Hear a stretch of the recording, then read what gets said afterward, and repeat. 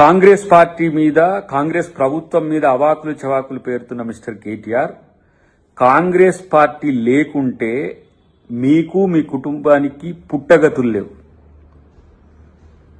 ఆ రోజున తెలంగాణ ప్రజల కోసం కాంగ్రెస్ పార్టీ తెలంగాణ ఇవ్వాలనుకున్న పరిస్థితుల్లో 2004లో మీతో పొత్తు పెట్టుకున్న తర్వాత ఈ పార్టీకి భవిష్యత్తునిచ్చింది కాంగ్రెస్ పార్టీ.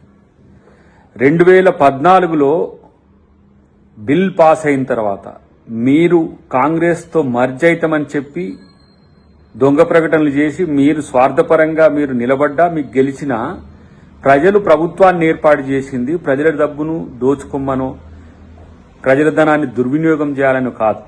ఇలా ప్రాజెక్టుల పేరు మీద మీరు చేసిన ఏవైతే దందాలు ఉన్నాయో అవన్నిటికీ ఇలా ఏమైతుంది, మీరు మీ కుటుంబం మొత్తం ఇలా అవినీతిమయమైన పరిస్థితి. ఒకటి లిక్కర్ కేసులో మీ చెల్లి, ఇలా కాళేశ్వరం దాంట్లో మీ బావ, ఈ ఫార్మా రేసులో నువ్వు, చివరికి ఇలా మీ తండ్రి గారిని కూడా కాళేశ్వరం కమిషన్ ముందు నిలబెట్టింది అని అంటే తెలంగాణ ప్రజలకు మోసం చేసినందుకు, దగా చేసినందుకే.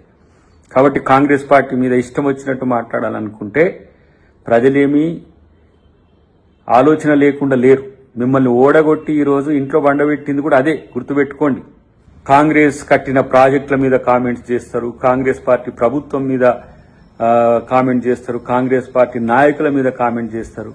మీకు కనీసము నియతుంటే కాంగ్రెస్ చేసిన మేలేందో మీకు, సమాజానికి విషయం పక్కన పెట్టి అంత పెద్ద ముచ్చట్లు మాట్లాడాల్సిన అవసరం లేదు, కానీ మీకు కనీస కృతజ్ఞత లేకుండా బీజేపీతో కలిసి కాంగ్రెస్ పార్టీని ఏ విధంగా నష్టం చేయాలని చూసింది తెలియదా? గత ఎన్నికల్లో, అంతకంటే ముందు ఎన్నికల్లో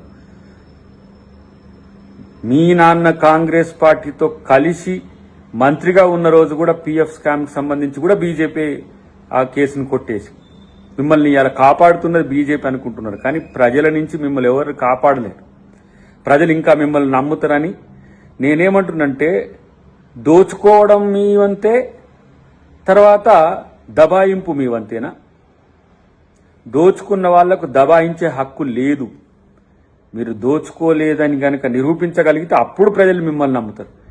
కానీ ఇలా కాళేశ్వరమే కాదు, తెలంగాణను మొత్తం కూడా ఒక దొంగలకు దొడ్డిగా మార్చి ఇలా పెట్టుబడిదారుల నుంచి మొదలు పెడితే ప్రతి ఒక్కరిని ఇక్కడ దోచుకోండి రండి అని చెప్పి ఆహ్వానించి ఇలా తగుదునమ్మా అని నీతి వాక్యాలు చెప్తే ఎవరు పట్టించుకుంటారు? కాబట్టి కాంగ్రెస్ పార్టీ కార్యకర్తల మనోభావాలు దెబ్బతింటే విధంగా ఎవరు ప్రవర్తించినా అది సహించేది లేదు. మీరు మీ దొంగతనం కాదు అని నిరూపించుకునే ప్రయత్నం చేయండి తప్పితే కాంగ్రెస్ పార్టీ మీద మాట్లాడే నైతిక హక్కు మీకు లేదని చెప్పి నేను తెలియజేస్తాను.